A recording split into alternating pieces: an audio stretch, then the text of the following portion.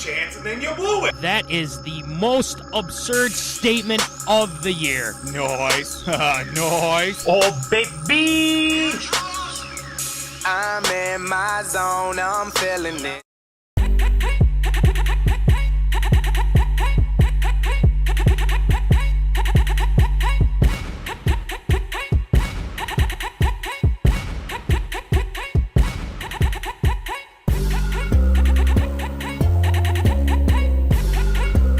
Live from West St. Paul Studios, it's time for MinneZona Sports Live with DJ Matty C and Paul the Shield Vold. And this is MinneZona Sports Live.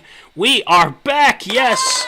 Episode 167, a always live episode, but we've got live Twins updates. We're watching the Twins right now. So, without further ado, I'm your host, DJ Matty C, a.k.a. Matt Callahan, a.k.a. Callie, a.k.a. Matty C, etc., etc., etc.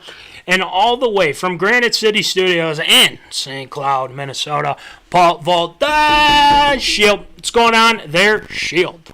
Living and dying by every single pitch that I'm looking over my shoulder here while watching this game from my little nook that I watch the game from here in the Granite City Studios. But you know what? Let's just hope for the best here. It's been a rough week for Minnesota sports so far.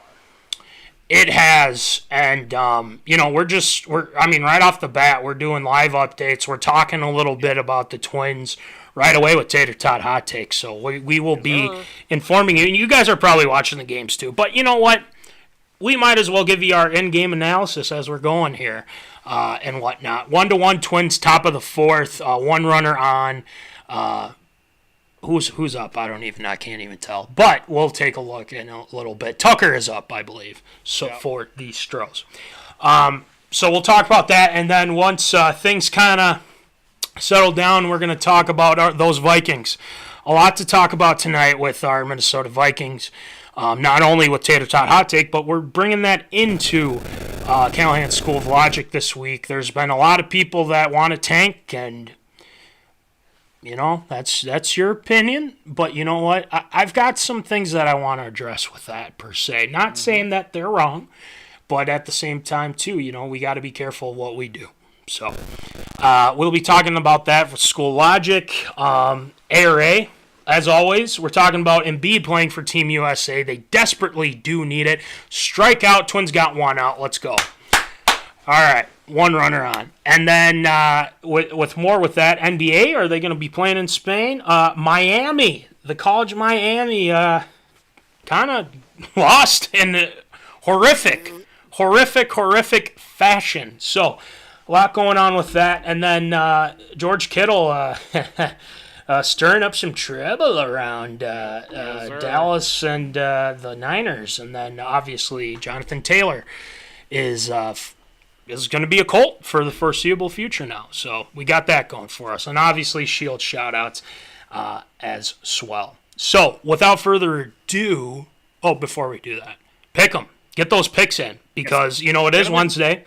There is a Thursday game tomorrow. Oh, no. Oh, gosh, no. Yep. Well, they just hit a 2-run home run. The freaking Astros did. This is just annoying. Jose Abreu. Boo, boo, boo, boo, boo. We don't like that. We really don't like that. Well, 3-1, top of the fourth, one out. Poop. I swear that these guys are on the roids. I swear to God. I don't know. We'll see. So anyway, we'll be talking about this here. But get those picks in. We are giving away something this week. A hat. Yes, we have a special edition hat. Take a look, Zoners. Yes, as Voldy has right there. There is a hat available. It's a little bit different from the one that we had before. It's got the gray. Yeah, go ahead, Voldy. This is a one of one right here. Nobody else has got this one. You could very well win this hat here. You do well in the picks coming up here this week. You do well in the picks. You never know. I mean, even if you have the hats that we gave out already, This is a brand spanking new one. So make One of sure, one of one. Check it out. Get her done. Let's go. So get those picks in, and we'll be going with that. So without further ado, let's get into some Tater Tot Hot Take.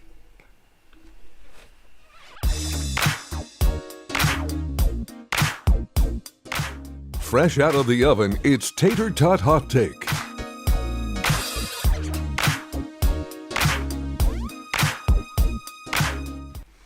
All right, it's time for Tater Tot Hot Take, and like we said, we're getting live Twins updates. Well, boom, there's another out. Top of the fourth, 2 outs for the Twins. Caleb Theobar is pitching. He did unfortunately give up the home run, but it just happened the way it happened. But that doesn't mean that the Twins can't come back here, and they did take the lead first 1-0. Obviously, Brantley had the solo home run, and now Caleb Theobar is going to be taken out, and they're going to put someone else in. Not sure who yet, but Chris Paddock was warming up in the Paddock. Okay, so we got Paddock probably coming in. I said Twins in 5, and I hope I'm right, but I hope so too. I just feel like they just have a lot more firepower than us. It's tough because they've been in this position before. There's still a lot of game left. Yes, you are right, is Easy A. There's still a lot of time left for them to come back, and a lot of game left. Yeah, a lot of game left. And Royce Lewis has been on fire, so he's doing quite well. And we're gonna need C4 to get going too, because he's the guy that he's the guy that's been kind of Mr. October for the Twins per se. But Voldy, so far with this series, what are your thoughts? So far, obviously, Verlander had a great pitching out in Game 1. Then the Twins came right back with Pablo Lopez. That trade's looking a lot better.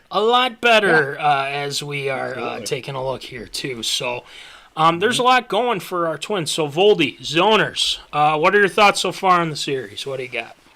So far, the series has lived up to it as advertised. Whichever team has had the momentum, they've taken with it, and they have ran with it the whole time. The Twins' bullpen has been a little bit taxed, I would say, going into this. Even with this series as well, because Houston's a team, they can definitely work they can work counts. They can definitely run up at bats, and they can take the ball out of the yard, as we've seen here already with game number 4 here. It's just hard to see, especially how that's going to play into effect, because we're already seeing it here so far. The Twins are going to throw out their 4th pitcher already, and it's the 4th inning or so. Yeah, not a good run, especially if you're going to need that bullpen to come up for game number 5 here if the Twins find a way to win this game here tonight too. You definitely want to throw caution into the wind here, but at the same time, you got to be able to at least save something here for the bullpen coming up, because you're going to need some help here if you want to go into game number 5 here with this Astros squad, and they're just doing their thing right now. So we need to see more with Carlos Correa too. We need to see game 2 Carlos too. He went after it, and he was out there hurting everybody's feelings out there in Houston.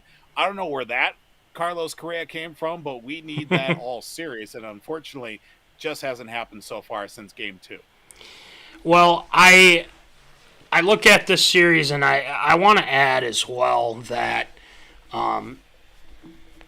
the Pablo Lopez Arise trade has opened my eyes. I don't think I was a huge fan of it at first, because Louis Arise was that good. But what have I been saying? What have the people of Minnesota, the Zoners, you name it, have been saying for years? You need pitching. And I think they understand that, and thankfully that they do. But he's the ace now, and I think that's who you got to ride with. Depending on how this game goes. And granted, if they lose, I'm really not that upset. I want them to win. I think that they can hang with them. It's just one of those things where it's just like you're going up against a juggernaut, but you're actually doing quite well. But if we're talking about Lopez and what he did in game 2, he shut them out, and there were times where they had runners on, and he shut the door, and that's exactly what we want to see. As a pop fly to Kepler, and they're out of the inning. So bottom of the 4th. For the Twins, they're down 3-1, but we're up to bat. So who knows? We have a big inning here. So, and then Abreu. I mean, can you button up your shirt, man? Like, what the heck is going on? Like, I mean, good Lord, like. I guess whatever makes you feel comfortable, but I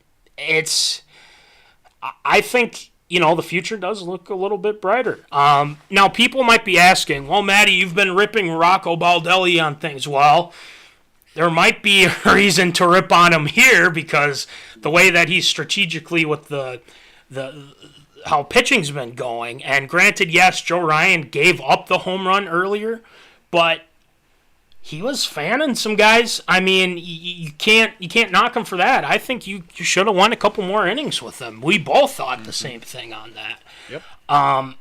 But that Alvarez guy, man, he is a beast. Like, what is going on here? This guy, I tweeted this and I told you this before, and I'm telling the zoners here. But he's got to be tested for roids or something. I mean, it's insane what he's been doing. Voldy, your thoughts on Alvarez? I mean, is this, I don't want to say this, but, depending on what you think, because you know this a little bit better than I do. Benny Poppy? Maybe? No? Maybe. Yes? Maybe? I don't What know.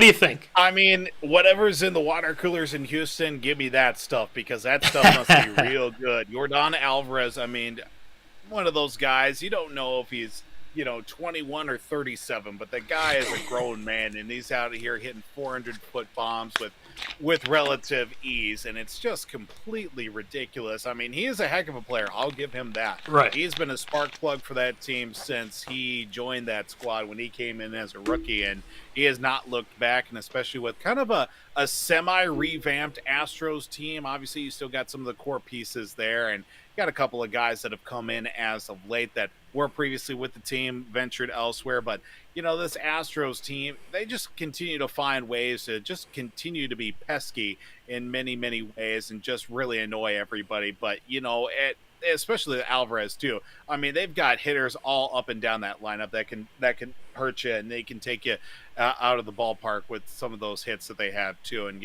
Alvarez is no slouch at the plate either. When you have guys like Altuve, Bregman, Brantley, I mean, the list goes on with this team. It's just insane. But granted, the Twins were down like 6-0 game 1, or 5-0 at some. No, it was 5-0. They come back. And like the 7th, and they're down a run, so it's 5-4. Yep. Obviously, I think Alvarez or someone hit a home run to get them up too. But again, the bats I just think are just not consistent. Right now in the series. Now that we got our guy Royce Lewis up. Oh, there's Joe. Hey, Joe's at the game. Joe Mauer. Hey, Joe. Good to see you. Good to see you, Joe. Throughout the first pitch yesterday, too. Yeah, Rod Carew's at the game. So there's a lot of Twins. I mean, I think that they could, get rolling here a little bit. We got Lewis coming up. We got Correa, Kepler. Hey, let's go here. So something's got to happen. Something does have to happen. I need some life here. I need some life from our bats. So fingers crossed that we can get going here. And obviously, we've talked a lot about this series, and the hope and the prayer is to get this series down to Houston, so that we can, get the, win the series. I said Twins in 5. Oh, are you kidding me? Again, we get robbed. I mean, we're getting robbed. A very well-struck ball by Royce Lewis, and then, of course, Bregman just snags it. Gets the out. So it's just kind of been like that. So we'll just, we're going to give live updates as the show goes on, so don't worry. We have our eyes on it. We'll keep you up to date. If you're watching this while watching the game, you can get our live reactions, so that's always fun. Yep. And the ump cam. I like the ump cam. Do you like the ump cam, Voldy? I think that's pretty It's a cool. very interesting perspective. So, yes, Yeah. I'm a big fan of it. Brzezinski's calling the game. Wainwright. We fans of that? What do you think? Oh, definitely, for sure. I mean, can't Former go twin. wrong with those two. Yep, former twin AJ Brzezinski. So, I mean, got to have at least that going for us. Hopefully it brings some good luck. All right. Hopefully. So, yeah, fingers crossed. All right. We will keep you up to date as we go on, but let's move on to our purple team, the Minnesota Vikings. There's a lot of pain, Voldy and Zoners. There's a lot of pain right now in Eagan, Minnesota. Justin Jefferson, as you've seen, I should say, is going down with a hamstring injury against the Chiefs. We lose to the Chiefs, and he's on the IR, and we just Kepler popped out, so 2 outs already in the bottom of the fourth. Come on. Come on, man. So we'll keep, like you said, keeping you guys up to date. Yeah, it hasn't been great. I mean, that Sunday night, though, with the Twins winning, really helped, though, because, But there were points in that game where our Minnesota Vikings were definitely in it. I think that there's a lot of there was a couple calls in that game that definitely should have went the Vikings' way, but we'll get into that in a second, because I do want your thoughts, Zoners and Voldy here. So obviously you caught the highlights, things like that with our Vikings team. Just kind of give me your overall thoughts. I mean, they hung with the champs, and they actually did a pretty good job defensively, offensively. There are definitely some things to tweak. But your thoughts, Voldy, what do you got? If it weren't for some of those calls and missed calls as well in that contest, the Vikings very well not only get that game into overtime, very well could have won that contest as well. But the NFL will not allow that to happen against the Kansas City Chiefs as well, because how everybody says that the Cowboys are America's team, Dallas, that is. Well, the NFL's team is the Kansas City Chiefs, for better, for worse, with the excitement that they have in that group with Patrick Mahomes and Travis Kelce, and the newfound even more excitement from all the Swifties out there as well. The NFL will not allow them to be defeated at any point again here this season as well. I mean, you look at some of those calls and missed calls. Well, I mean, the fact that Snead was not called for taking off his helmet in the end zone and what should have been definitely a flagged opportunity is completely ridiculous. And I would like to have some sort of accountability from the officiating crew that said, yes, he took his helmet off. We should have flagged it. We recognize that we missed that call. I don't, at this point, I don't even care if they say, yeah, we should. I mean, obviously the call was missed. I just want them to know that say, yeah, we know we missed it. They're not going to say anything, obviously, because they don't care. They really don't care at the end of the day. They're just there for a paycheck, quick turnaround as well, get back to their day jobs on Monday morning or whatever week they play on, or whatever, the game that week or whatever. However the scheduling works as well. But it just goes to show once again, no matter how hard they try, the fact that they got to the Kansas City Chiefs, which has very many holes on both sides of the ball, offensively, defensively as well, speaks because the Vikings, they have had many chances here this season. Obviously, last year, all the one-score contests were wins for them. Now this year, all the one scores have turned into losses. It's not for a lack of effort. It's been unfortunate missed opportunities on the back end of games, turnovers, and obviously those missed calls too. So it's just a weird situation here from last year that was everything was going our way. Now, unfortunately, everything is not going our way. Yes. I'm just going to kind of stick towards the game here, and the Twins went down 1-2-3, so FYI on that. Astros are up. Woo. So we got that going for us. Yay! I'm going to try to stick to the game specifically. I'll talk about the future and after with Callahan School of Logic, just so the zoners know, and you as well, Voldy. First play. Literally the first frickin' play of the game, we fumble the freaking ball. I mean, I knew from that point on that they were going to score. The Chiefs were going to go down and they were going to score a touchdown. And guess what? They did. Oliver, I really like his blocking, and he's had some nice catches, don't get me wrong, and he had a great catch, gets the first down, with some change after, yards after the catch there. But of course, it's been going like this. Fumbles the ball, Chiefs go down, they score. And it's like, you've got to be kidding me. And that kind of sucked the hope of the Vikings winning that game, just kind of, like, oh, great, here we go again type of thing. But granted, they did bounce back. They were up 13-10 before half.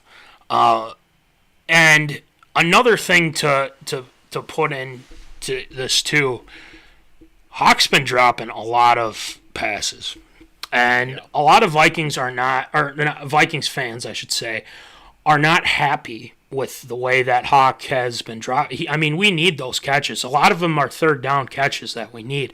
Granted, they're not easy to grab. Don't get me wrong, but we cannot dismiss the fact that he's the top paid tight end in the NFL right now. He has to make those catches. It's off his hands. He needs to bring it in. A lot of people are very down on him and say he's got it, like, this is terrible and blah, blah, blah. He's still leading in yards. He's like second or first in yards right now. He's had a couple of red zone touchdowns, so there's a lot of good. I'm giving him a little bit of leeway here just because I think that can be easily fixed. And, granted, I think Hawk's, good. And it's like, well, we're paying him all this money. It's like, okay. And I think he knows that. This isn't anything, new here, but he's got to make those catches. Nonetheless, offensive line, I thought, did a pretty okay job against the Chiefs. The defensive line, Chris Jones, yes, he did get one sack in there, but overall they did okay. Ed Ingram has his moments. I think on the last play for them to throw up a Hail Mary to try, he just got beat again, and it's just like, okay, are we going to put in Reisner or what? Like, what's going on here? So, not saying that I feel like Reisner probably would have done a little bit better than Ingram, don't get me wrong, but offensive line wasn't bad. Run game was subpar. Below average, I'd say, because Madison, Akers didn't really get involved much because we were playing from behind in the second half and whatnot. Then another I don't want to say miscue. Well, yeah, it was kind of a miscue. The Chiefs had the ball third. There was holding or something like that. It's 3rd and 18, Voldy and zoners, and Mahomes literally throws up a prayer to some Watson or whatever this guy's name is. I don't know. Yeah. Mm-hmm. And Cam Bynum mistimes the jump. This is an easy pick if he times the jump right. Nope. Watson, he mistimes the jump. Watson mosses him. First down. That was a killer. Now, after that, I think this was maybe before, they had a third down as well, and the same guy, Watson, apparently the refs were seeing something different from us, and originally he had 2 feet down, but the ball wasn't there. And then when the ball hits his hands, his 2 feet are up, like out of bounds. And they say, oh, the play stands here. What? Are you not seeing anything like that? Because the Vikings had their chances. No ifs, ands, or buts about it. All right, let's get to the big one here. Yeah. 4th and 12, because the Vikings freaking false start. off. I forget who it was, but it was 4th and 12. It was originally 4th and 7. So you got that going for us. And update on the Twins. Top of 5, 2 outs, 2 and 2. Let's get out of this inning, hopefully. Fingers crossed. Got him. All right, let's go. So the Twins are up to bat now, still 3-1. Good job, Chris Paddock. Thank you. Boy, I'll tell you what, Chris Paddock's going to be a real nice piece for the Twins next year. If he can stay healthy, I think he'll be a really good starter for them, because that's what he was when we traded for him, too. He's dealing right now, so, hey, might as well keep it rolling. So 4th and 12, pressure. I mean, they're sending a freaking big blitz, right? Now, if you look at that play, originally you see L'Jarius Sneed on Jordan Addison literally hugging the guy. Like he can't even get out of there. Like, they're like, well, he's looking towards, back of the ball. But you can't hold the guy when he's trying to go and find where the ball is. You can't do that. Like, I can't believe that. And, they threw the flag, and I'm like, yes, we're going to score. I mean, at this point, it's 27-20, right? Right. The Vikings probably are going to score. The ball's at the 1-yard line. 1st and goal. We got this, barring anything wacky. So, not only so after the flag, I'm like, yes, let's go. They start deliberating. I'm like, oh, that's probably some weird stuff. But then I see L'Jarius Sneed take his helmet off. I'm like, well, that's another flag. Like how do they decipher that? Which one do you pick? No, they go to commercial break. They come back. They pick up the flag. And they don't do anything about L'Jarius Sneed, him taking off his helmet. Yeah, and we're all sitting there like, are you kidding me? You're not even going to do anything about that one, too?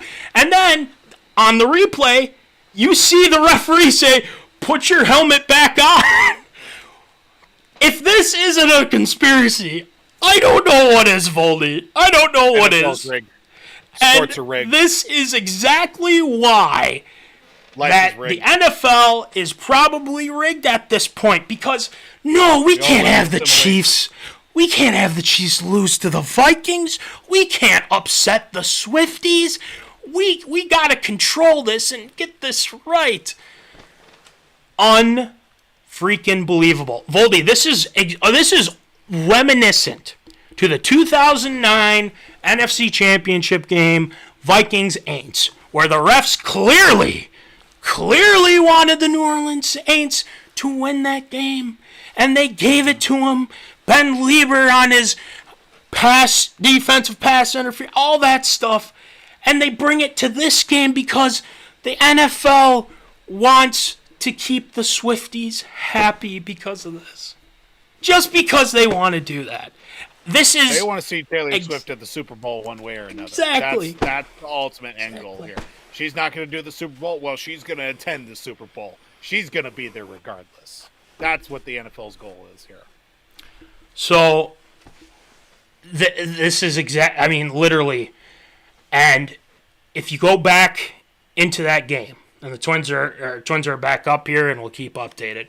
I'm okay. Don't get me wrong, zoners. I am okay. I'm just very upset the way that the Vikings have been treated, and they've been treated very poorly by the NFL ever since their existence. Here's it is what it is. But there was another third down. Mahomes throws up a prayer to MVS, Marquez Valdes-Scantling. Dirty Harry is not even touching the guy. And MVS grabs Harry and tries to shove him out of the way. And you think, that's got to be, pass interference on MVS, right? No, it's pass interference on Harrison Smith. It's just unbelievable. I can't. The NFL wants the Swifties to win. It's that simple. It's that simple. So the Chiefs literally got every call. I don't give a crap what Austin Hanley says. It was a sham.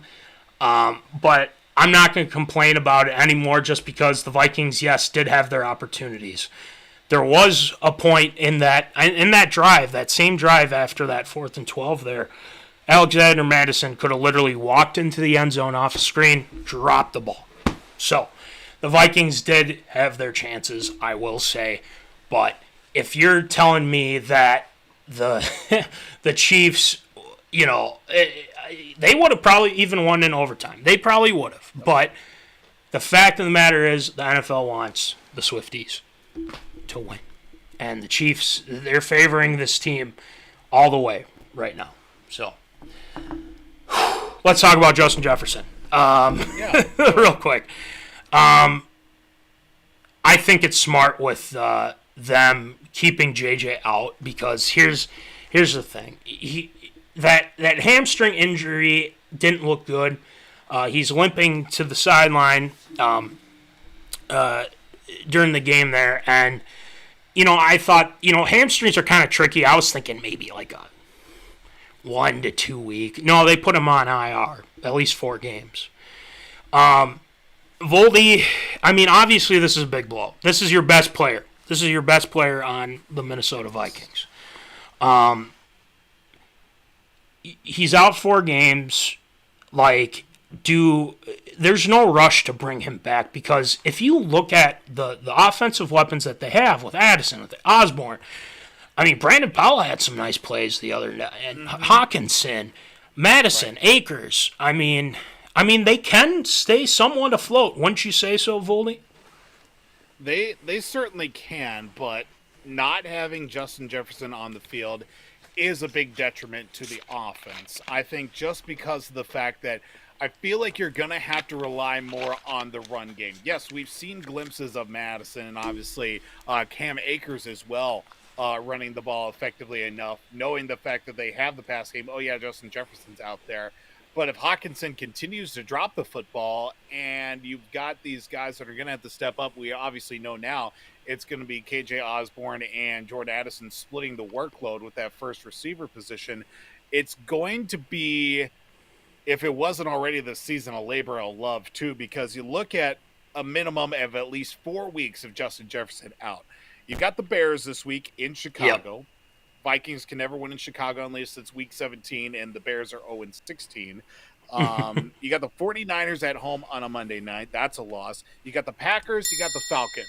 So I was talking to Jimbo earlier here today, and he was saying that the Vikings very conceivably go 3-1 here in that stretch with wins, obviously, against the Bears, the Packers, and the Falcons. You just really hope the Vikings can cover the spread there with the 49ers on that Monday night game. Yeah. I'm very, at best, hoping 2-2. I don't know which that second loss is going to be, but I would really hope that the Vikings would be able to beat the Packers and very well beat the Bears. The Falcons, that's a trap game right there, I think, in my mind. Trap game. You don't want to get sucked into it, especially with you got the likes of Desmond Ridder. You've got Allgeier, who's been a really promising young player for them, too. You got Cordell Patterson in the mix there, who's been around there for a couple of years now with the Falcons. But that Monday night game against San Fran, that's a wash right there. That's that one we're looking forward to next week at Green Bay there. But I see 2-2. You would certainly hope that they'd be able to sneak in a third win there. But a minimum of 4 weeks without Justin Jefferson, again, that's going to be a huge labor of love with that one. And I'm glad you brought that up, and I totally agree with you and Jimbo. And the Twins, 2 outs, bottom of the 5th. Solano up, 2-2 count. The defense, they hung with the Chiefs. They gave Mahomes they sacked him a couple times, for goodness sake, and Solano strikes out. So we got that going for us. So top of the 6th now for the Twins. 3-1 Astros as of right now. But the defense, you look at what they've been able to do with pressure. They've stopped the run game pretty well. Pacheco didn't go off either. So you got that coming up. And you mentioned the Bears. And I'm going to mention this in School Logic here in a second, but this game is, I feel, very crucial for them. And I feel like if they lose this game to the Bears, things aren't looking great. The Niners are they're damn good, man. They're so good. They play defense. They do everything right. Brock Purdy looks amazing. Kittle, we'll talk about that too. I don't see them beating the Niners. But you look at the Packers, that offense looks awful with Love. Yep. You look at the Falcons, they're just not.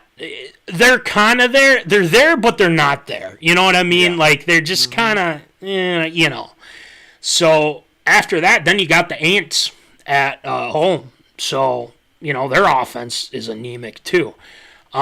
So there's a lot of hope there.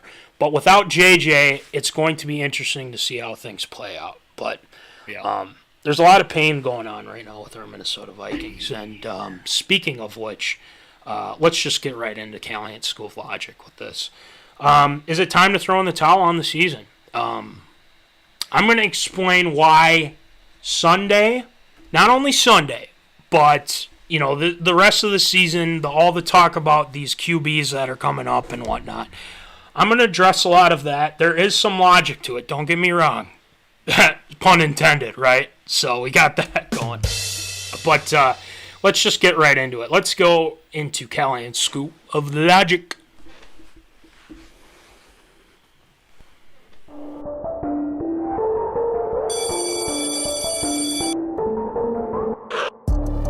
Class is in session. You're enrolled in Callahan's School of Logic.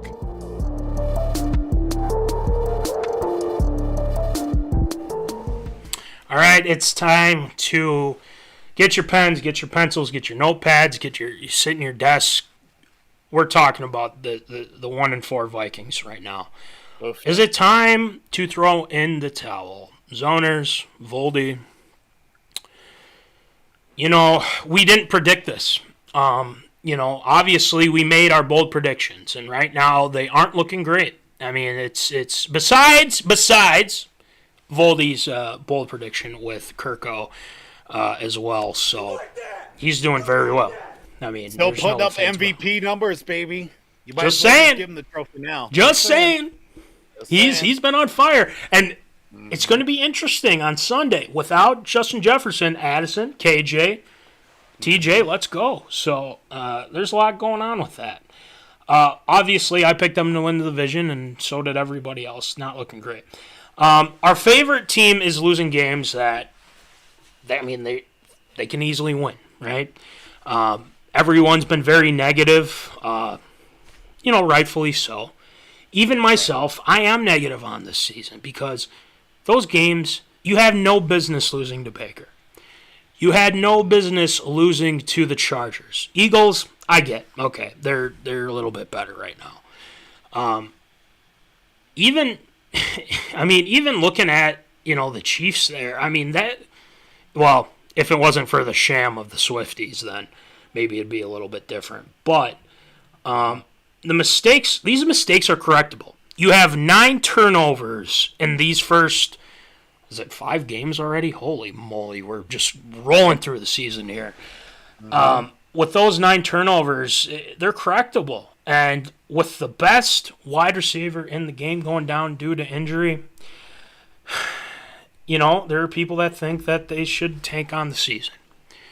Munson has said it on this. The Cole Munsons, the Jason Schmitz, he's a Kirk hater, for one. And Blake Hawkerts, big Kirk hater there of the world, have been needling me. They've definitely been needling me, saying, listen, they need to tank. They need to get Caleb Williams, Drake May, all this other stuff, right? But with a game or two in the season, like they were saying, losing to Baker and everything, oh, yep, they should take it now, You don't just say that after the first frickin' game of the season. That's absolutely absurd. We all agree with that.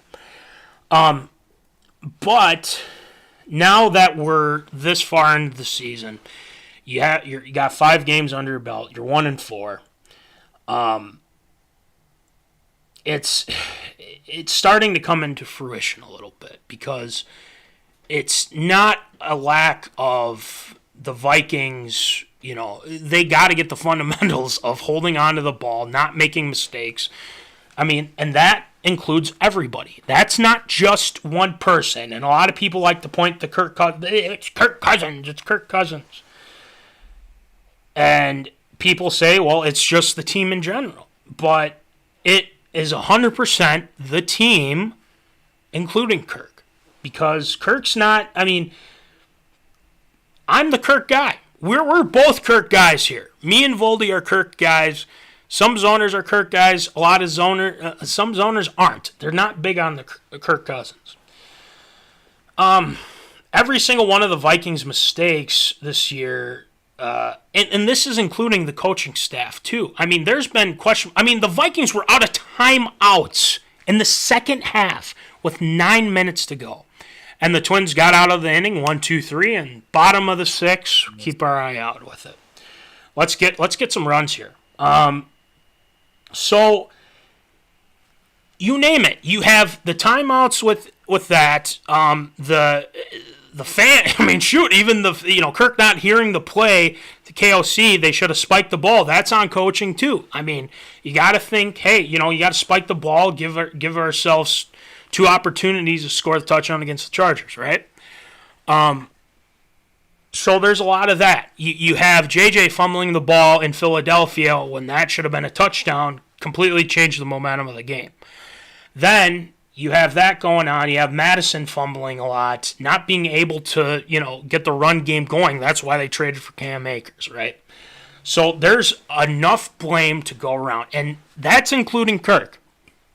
The Vikings would have been up 7-0 over the Panthers if Oliver doesn't hold. But then the next play, what do? We throw a pick 6. That's on Kirk. I can't give an excuse on that because Kirk just messed up the throw. So, we talked about this in Hot Take here. These next couple games, like you said, at Chicago, home versus San Fran, Monday Night Football game. At Green Bay, at Atlanta, home versus the Aints. 4 out of the 5 are winnable games. They're not going to beat the Niners. I'm sorry. They're too damn good. We talked about this in Hot Take. But the 4 out of the 5 are winnable, even without one Justin Jefferson. Look at Chicago. That defense is awful. I don't give a crap what you think, what you saw this last Thursday night with the Bears and the Commanders. The Commanders look terrible too. So you got that going for you. They're better than the Bears, in my humble opinion. Sorry, Mitch. No, actually not sorry, Mitch. I'm not even gonna go over. San Fran because that's just a loss right there. At Green Bay, you saw that offense. Good Lord. Jordan Love looks terrible. Okay? I'm sorry. He looks bad. That's a winnable game. At Atlanta. Atlanta's a weird team. It is at Atlanta. Ritter does play well when they're at home and things like that, but that's a game I think they can win. Then you're at home versus the Aints. Derek Carr and the Aints. They're all out of sorts. You look at that offense, they're out of sorts. Defense is okay. You got all bark, no bite Cam Jordan there, and then you got Marshawn Lattimore. But I think that's a game that they can win, and especially at home, even though they're like 0-3 at home right now, which sucks. But we got that going for us. So the team's got talent. I said this before, Voldy. The team's got talent. The Sunday is going to determine the route the Vikings will take the rest of the way. You can't lose to a one-out bottom of the 6 for the Houston Astros and Twins. If they lose to the Bears, the people that, want to tank, they're probably right. Because things aren't looking well, and I'm not saying it's going to happen because I love Kirk Cousins, don't get me wrong. But maybe they'll entertain that idea of trading Kirk out. I don't want to have happen, but Right. We'll see. Or they win this game. They at least play a really good game against San Fran, just come up a little short or whatever. And then if they go in and beat Green Bay, at Atlanta, they beat Atlanta, JJ's going to want to come back. I mean, they're starting to heat up. And you know what? I don't know if you saw the press conference today but with Kirk Cousins and the media, but they asked him, would you waive your no-trade clause? And he said, I'm not even thinking about that right now, and I'm working on playing versus Chicago. Like, I don't care. Like, he was, you could tell, he didn't want anyone to ask him that. Oh, Julian, let's go, Twins! Only down one, let's go. Edward, Julian, the Twins are only down one. Let's go, baby. Let's go. We're coming. Whew, that felt good. All right. So, good news for the Twins. Back to our Minnesota Vikings thing. JJ's going to want to come back if they win. And this is a should. Okay? For all the Kirk haters, for all the Viking haters out there, they should beat the Bears. If they lose, they should tank. We'll see. This is a very strong quarterback class coming up after this season, okay? They don't need to tank all the way to – because the Bears have the first 2 picks or something like that, or however it's supposed to be. If the season ended the way that it was last week, yes. Right. They would have had the first and second pick or something like that, yeah. So – that doesn't mean that they can't get a guy like Drake May or Bo Nix or Penix Jr. from Washington. Yep. It's a very strong quarterback class. So that doesn't necessarily mean the Vikings have to tank.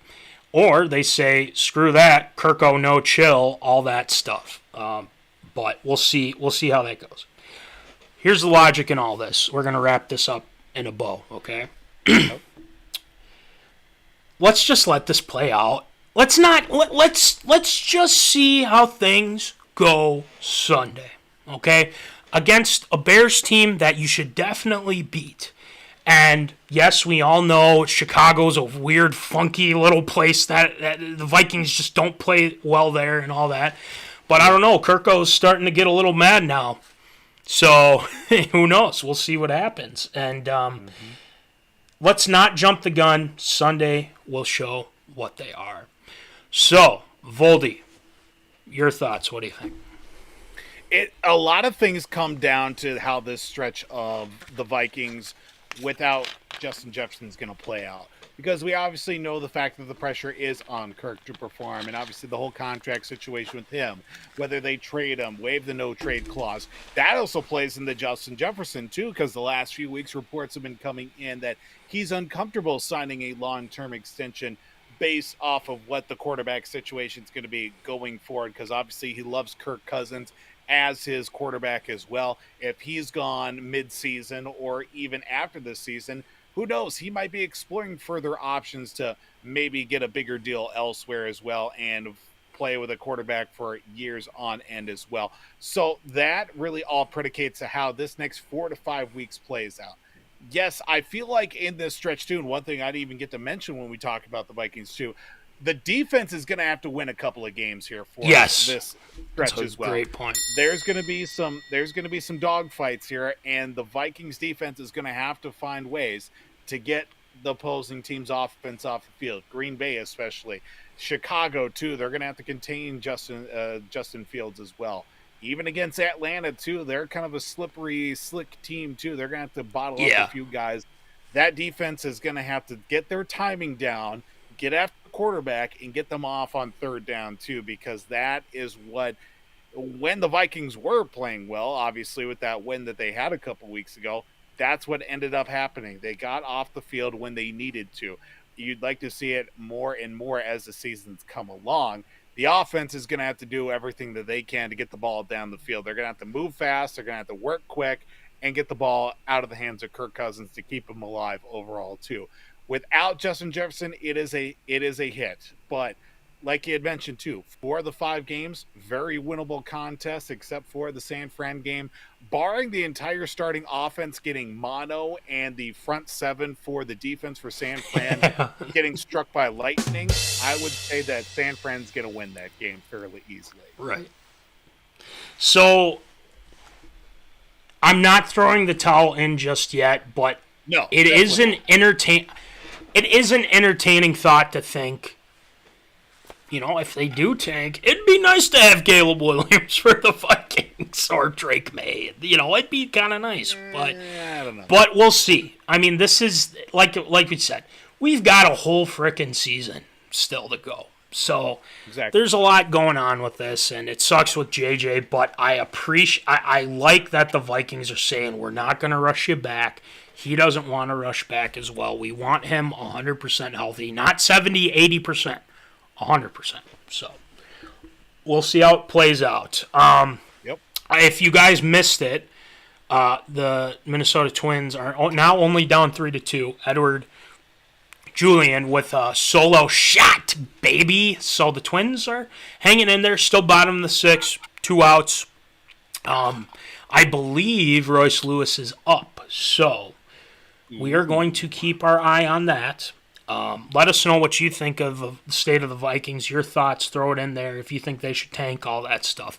And before I get into that, the people who think that the Vikings should tank, I don't have an issue with, because you know what? I understand that you want the Vikings to be better. It's like, well, they should just blow everything up and be better.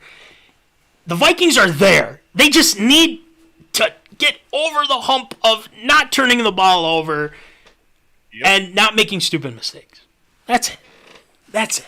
You literally can't tank. It's impossible. It's impossible. Do so. I mean, right. we all know. We know Arizona's trying to tank, but that's Arizona. They're one of the laughing stock. They don't want Kyler anymore. Yeah. No, they don't want Kyler. They don't want him. Quickly the tables have turned on Kyler Murray since he got drafted into the NFL, and you literally can't. You will get fined and you will get punished for tanking as well. There are rules against that. So you can do anything you can to make it look like you're tanking, but you literally can't tank. It's impossible. Enough said. Enough said. All right, let's hold on. I want to see if he gets okay, foul ball. Let's get it going with some absurd or approved.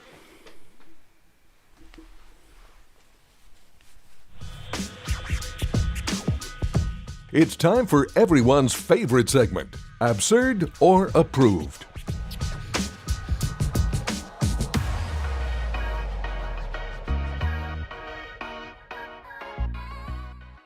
Oh no, I guess it was a strike, unfortunately. All right, we're going to do ARA, but obviously we're just going to, if I blurt out something in the middle of something, don't take it personally or anything, but if it's like a home run or something. So, anyway, Voldy, why don't you rattle them off for us, please?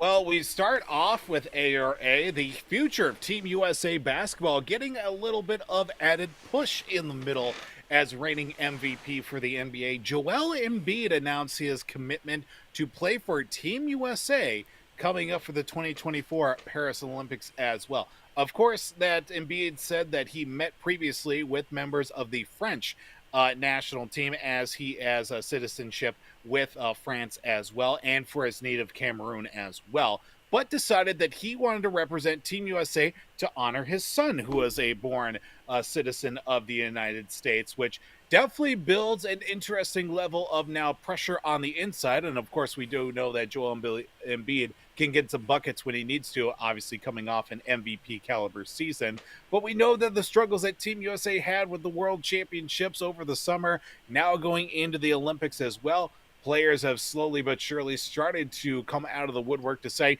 you know what, let's give it another ride here and put Team USA back on top.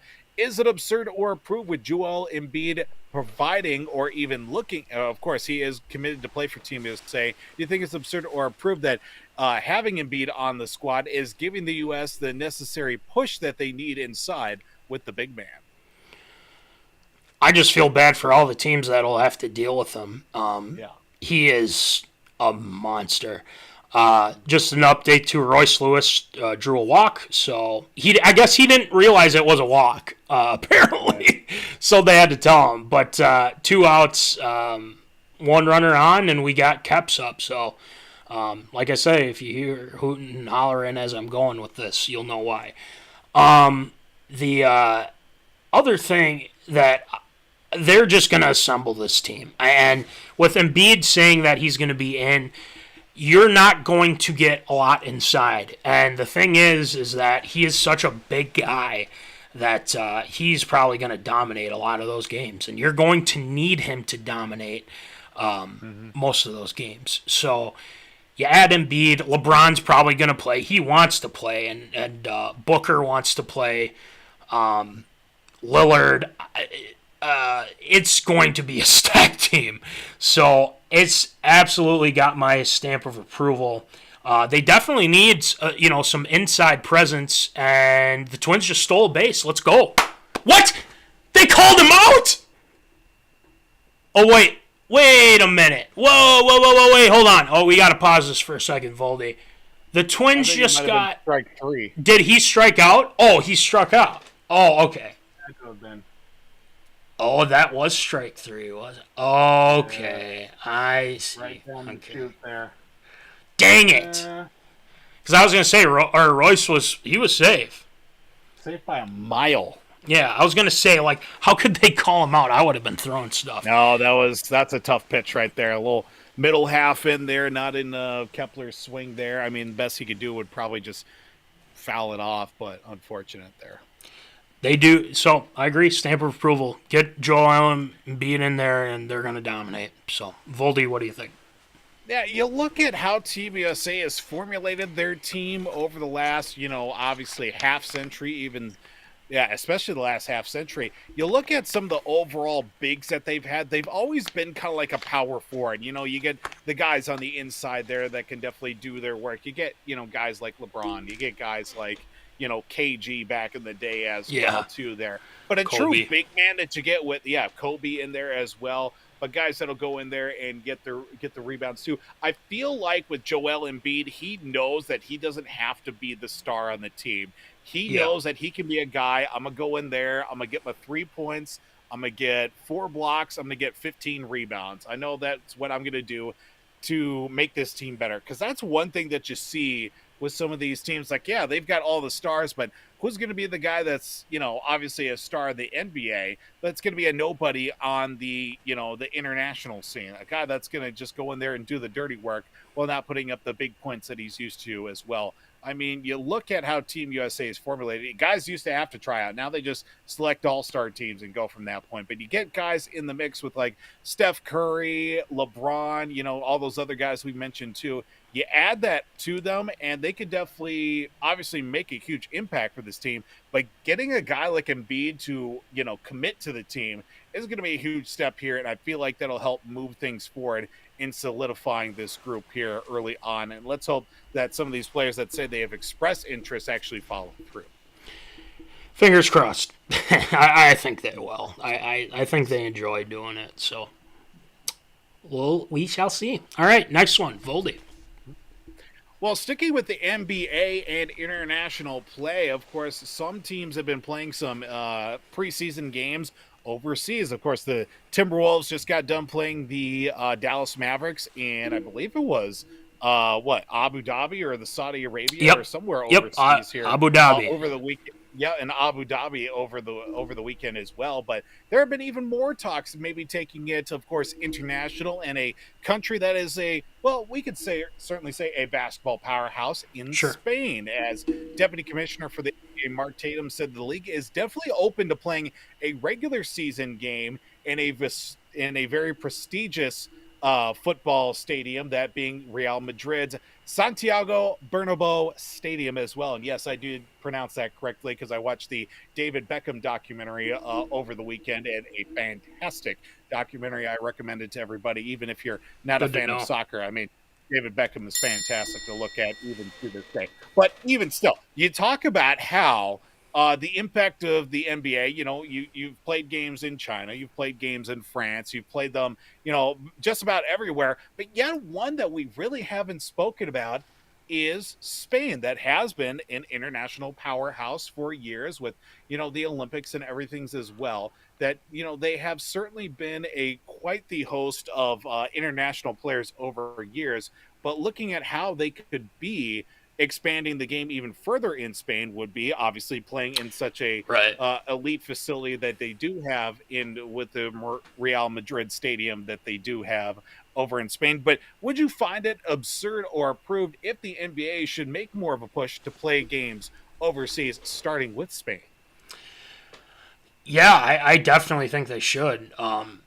Spain is a big, I hate to say it, but, it is what it is. He is, overall, he's a very good basketball player.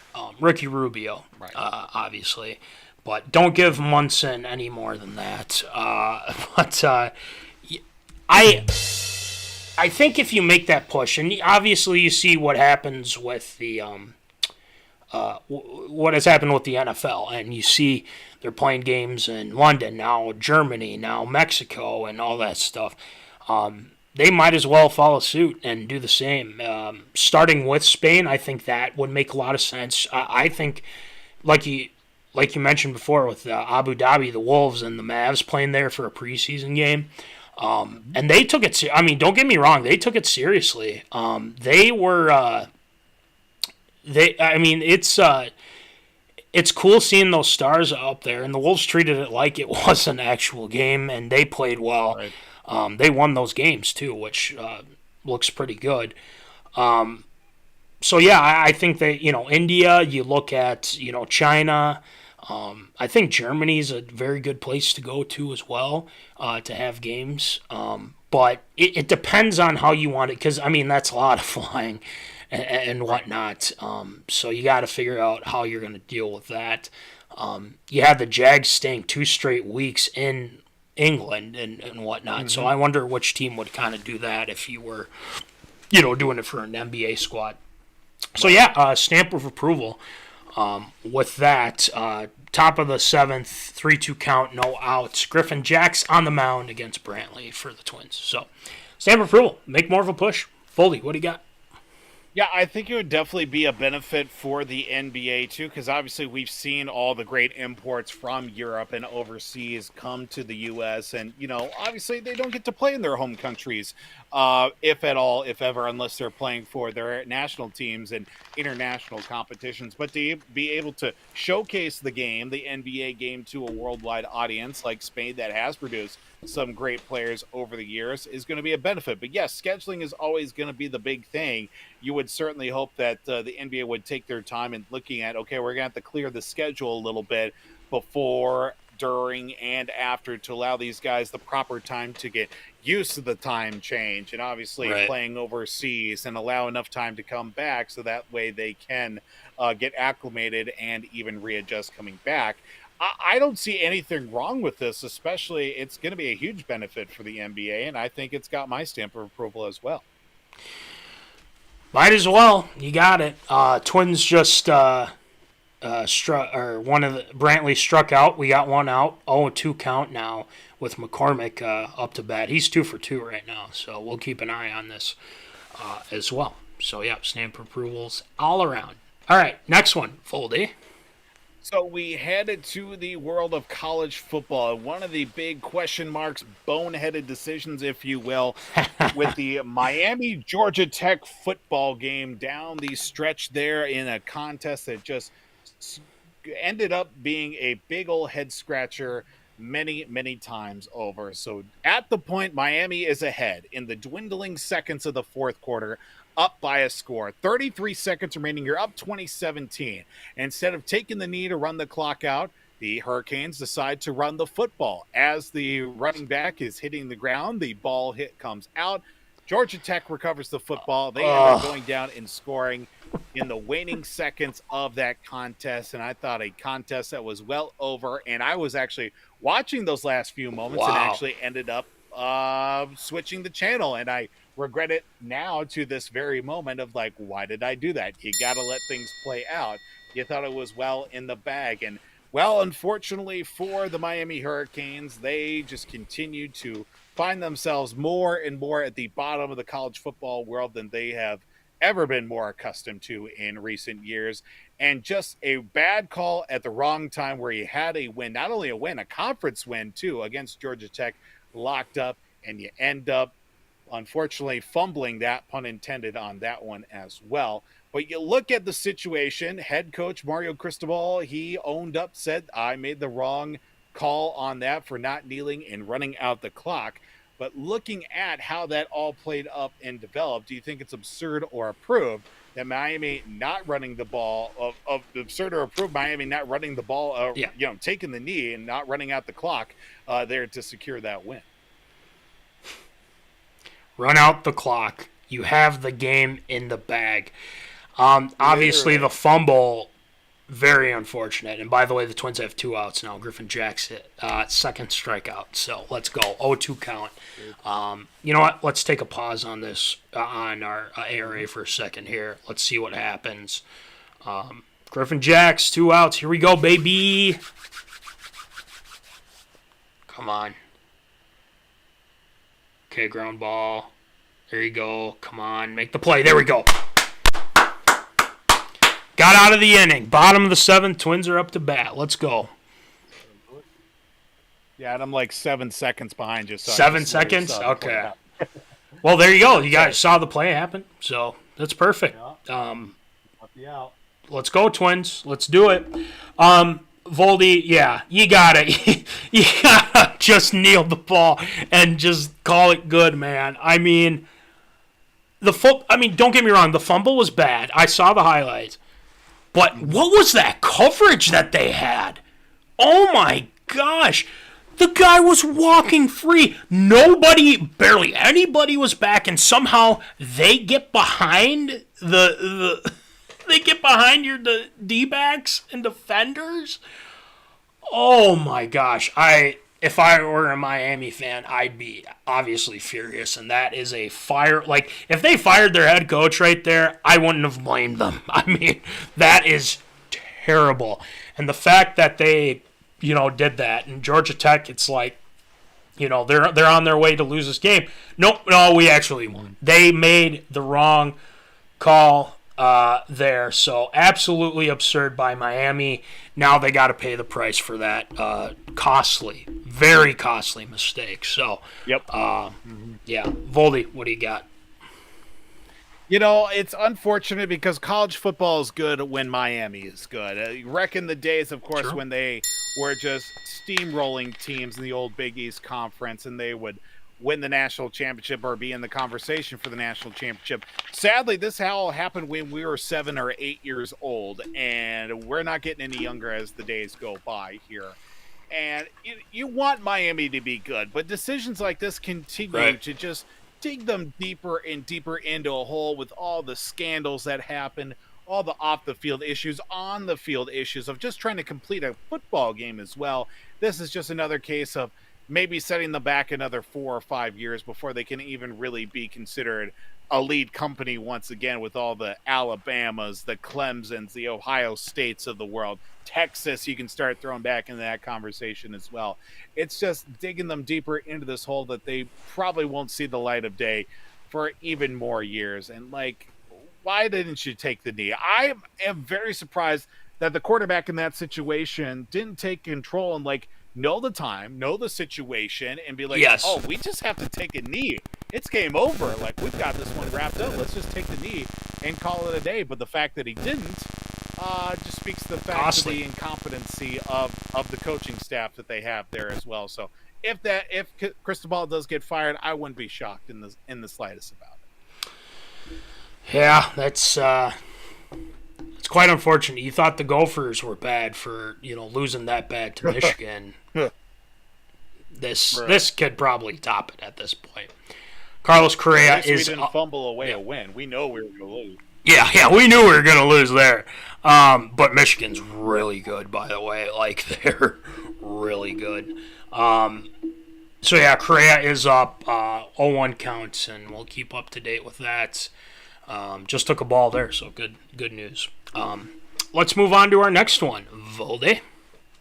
Well, head to the world of the NFL, and it was a shellacking by the San Francisco 49ers against the Dallas Cowboys. But a lot of people are not talking about the score of that contest. Of course, the zany character, a well-known player as well for his performance on the field, George Kittle, decided to reignite the old days of the old San Fran Dallas Cowboys see you in the playoffs rivalry. And well, on one of the touchdowns that he scored, one of the 3 touchdowns that he scored, he decided to lift up his sweaty jersey to reveal an even sweatier undershirt that had a not so safe for work message labeled on there. And in so many words, a 4-letter word that starts with the letter F and then Dallas right next to it as well, which has drawn a little bit of ire. The NFL quite even possibly looking into fining George Kittle for the delivery of such message on the undershirt as well. But you look at the old days, of course, with that, now you get San Fran back on top once again,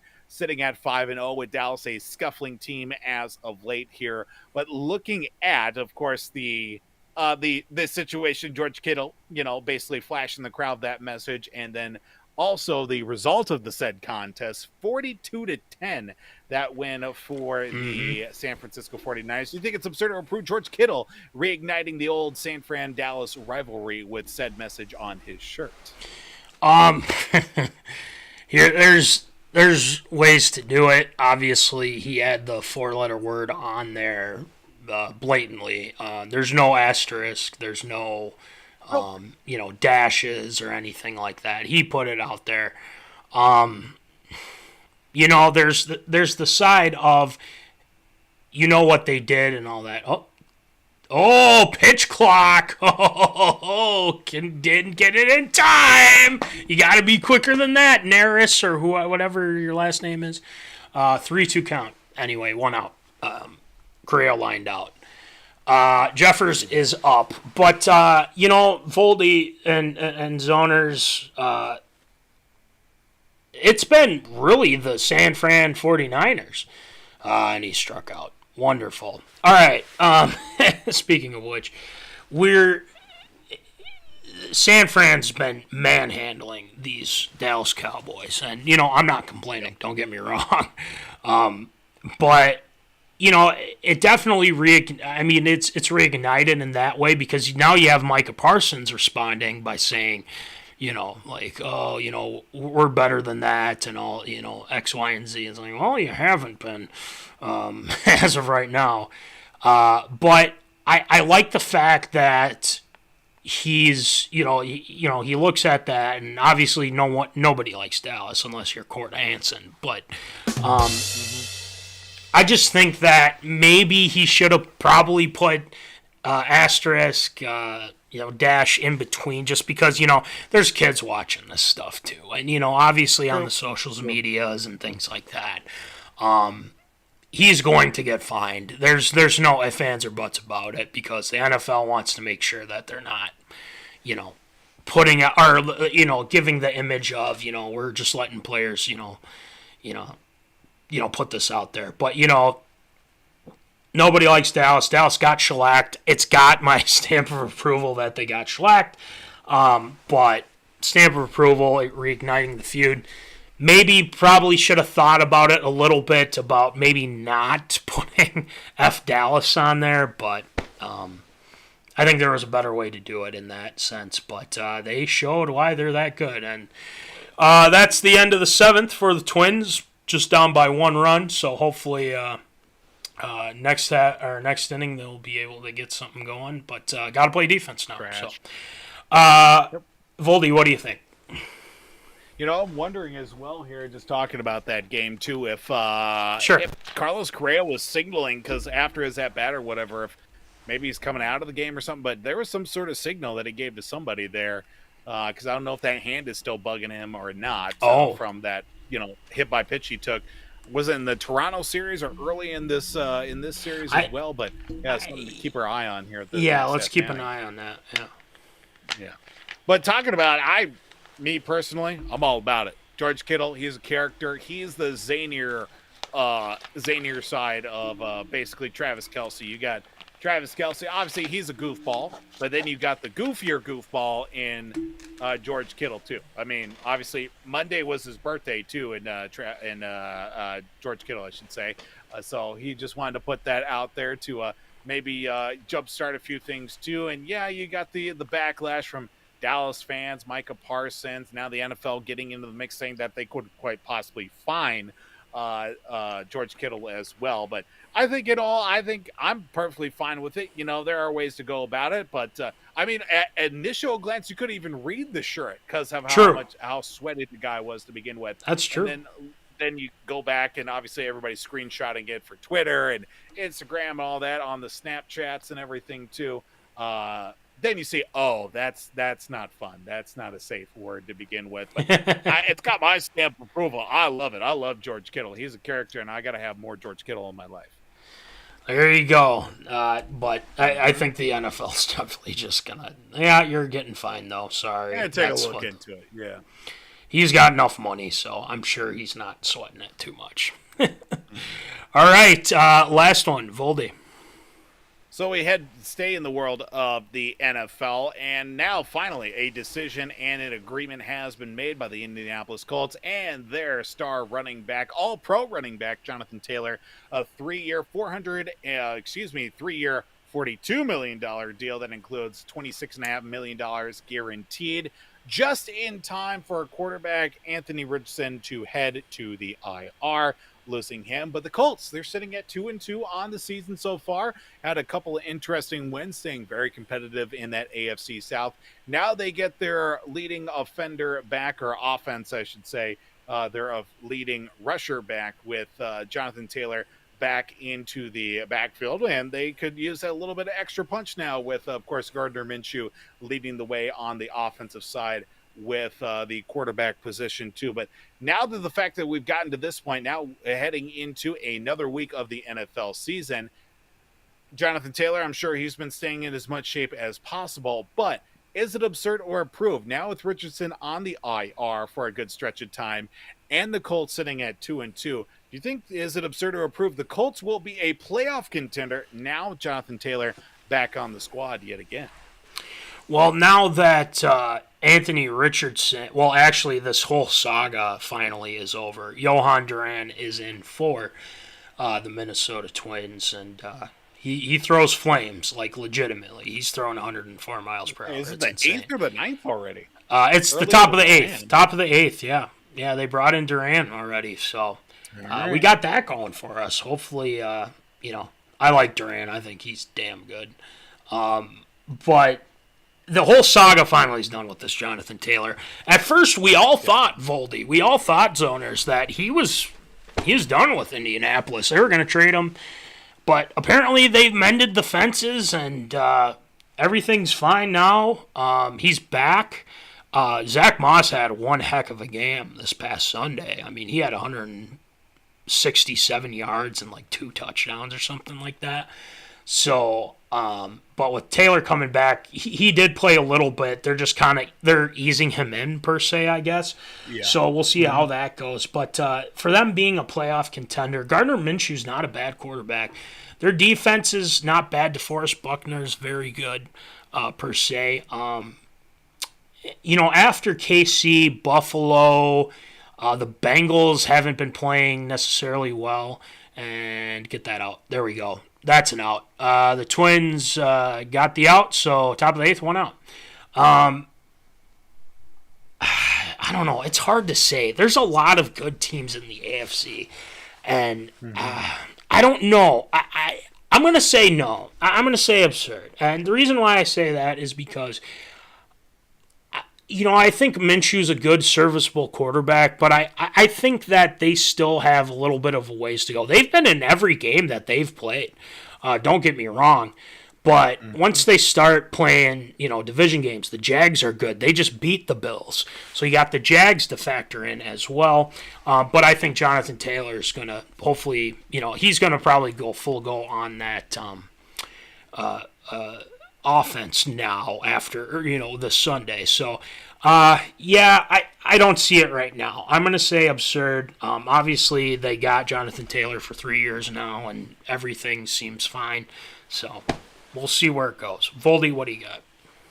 I think a way for them to get into the playoffs, unfortunately, they're going to have to win the division, and that's not going to be an easy go, especially the way that Jacksonville's been playing this season.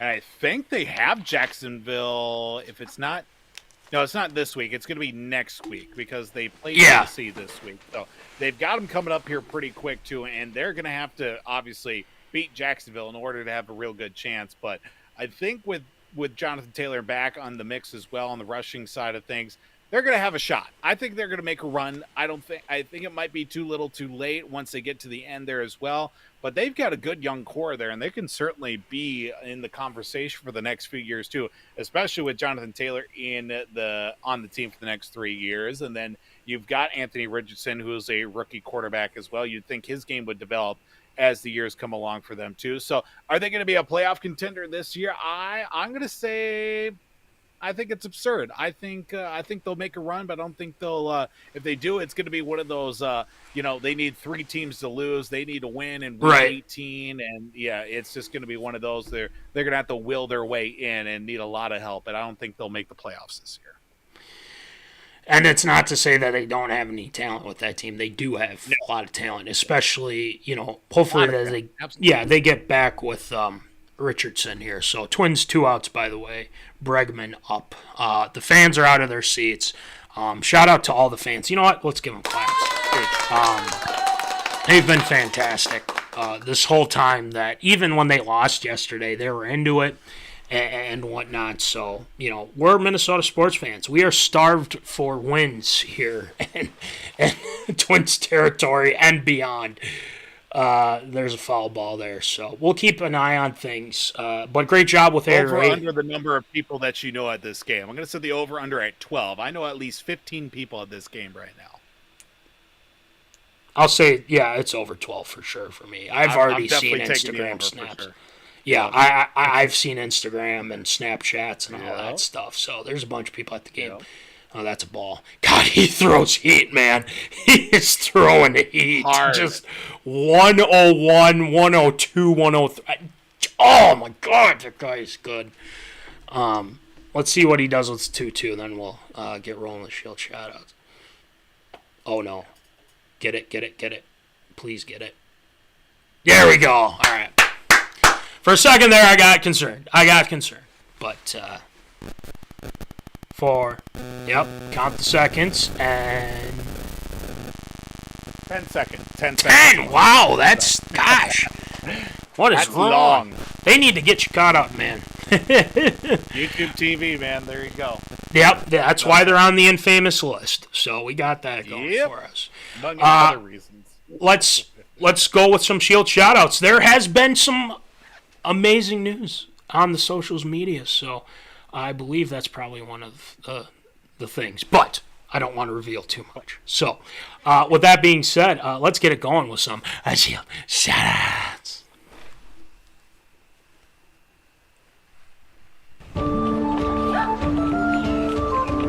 Shield shoutouts.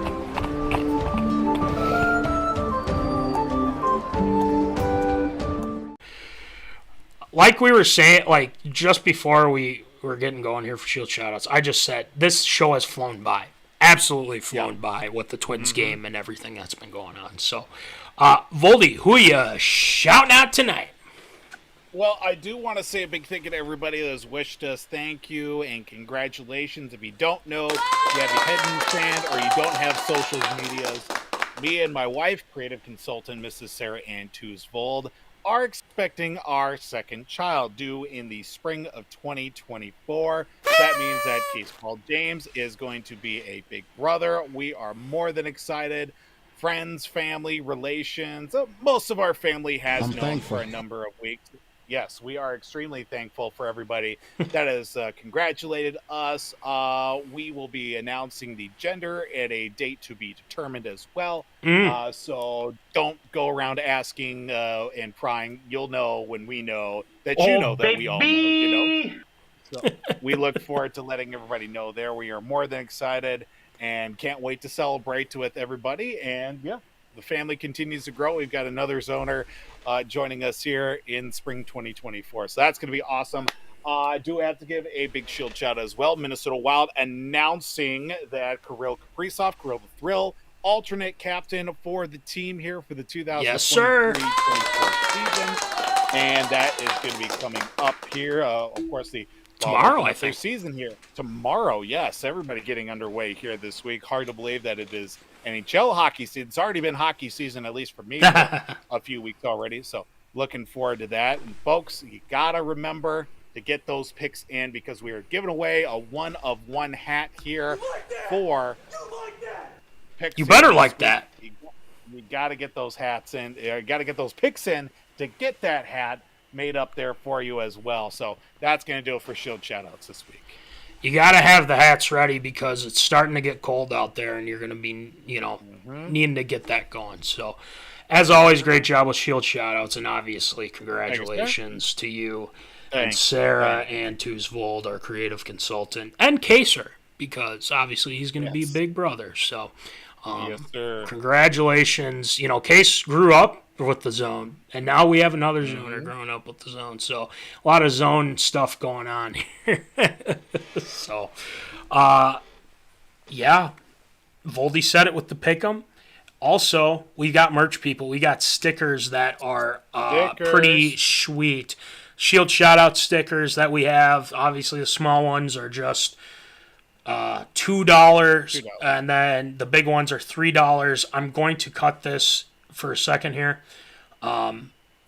Someone is on deck at number 9, and guess who it is? Something stupid like this. Okay, I gotcha. He's going to get a double here, and then Boxing's going to come up. He's going to smoke one, give us the lead. If Solano gets on base here, that'd be amazing. Do something dumb like that. Okay, we got to watch this before we move on. But we have the limited edition shirt that Voldy's got right there. An XL, $20, $5 shipping. Solano hit a foul. That was well hit. So check that out. And then the regular ones, obviously, we still have $20, $5 shipping as well on those. We do. We have some things in the works, and like I said, the regular shirt's $20, $5 shipping. We have some things in the works. We will reveal at a later time, and Solano struck out. Gosh darn it. Byron Buxton is up. But make sure you check out our guy, Will Rattel, www.w2performance.com. Check out National Fleet Graphic, Tyler Knutson, Victorious P.O.D. with Tyler Hermann, Jack Vickers. Make sure you check those guys out as well. We're working with those guys too. We just got to find the time to do it. And make sure you check out TLS Performance, Troy Stoudemire Jr., our guy, and then Popcorn Bucket List, Nick Dahlhoff, Ryne Myhrberg, Omni Entertainment. They've got a new Halloween episode out now, so make sure you check that out too. Here comes Buxton. Here we go. So we'll see. Stupid. Yeah, he's going to do something stupid. Hopefully, it's very good, and he hits a home run or something. The right kind of stupid. The right kind of stupid. I think that's even better. Update on the Sweatpants, by the way, before we log off here. In progress. We are still. Oh my gosh, that's our guy, Peter Farley. He's got Ted. He looks like Ted Lasso. That's awesome, Pete. Pete, our guy. What's up, dude? You were just on TV. Do you see that? I love it. He's wearing the Ted Lasso belief. Let's go. I love it, Pete. Pete, we're going to send you this clip. This is awesome. Buxton is up 1-1 now. You know what? Voldy, we got to watch this at bat. We're going to keep the zoners informed here. Then we'll log off and watch the rest of the innings. So here we go. Come on. Come on, Buxt. Oh, boy. Ah! Son of a you-know-what. You'll see. Lame. Sod him off. Gosh, from that crack of the bat, though, I thought, Oh my gosh! Like, did he? For base hit, yeah. Did he just hit an extra base hit? But well, that worked well. Here we got Julian up. Hopefully, he can replicate what he did. Yep, top of the order. So even if he gets out 2 outs, we still got the top of the order. There's some there's hope here. There's definitely hope here. So there's always hope. With that being said, we'll see what happens here, and then we'll log off so you guys can enjoy the game, and also get those picks in. Get that hat. You can definitely get a chance to win the MinneZona Sports Live hat this week. So get those picks in, get it rolling, and we will go from there. And Julian just struck out. So with that being said, we'll watch the end of the 9th here. Hopefully the Twins can hold them to just a run, and then bottom of the 9th. Here we go. Yep. Last chance. So, all right. With that being said, we hope you guys have a great week, and obviously, Skol Vikes, go Twins, go Wild tomorrow. The Wolves will be starting up soon too, so we'll keep you updated on everything there. Go Gophs too. So, remember, as always, folks, keep in the zone. Holla. Thank you for watching MinneZona Sports Live. Join us Wednesdays at 7 p.m. for live show broadcast. And as Voldy likes to say, follow us on all the socials medias.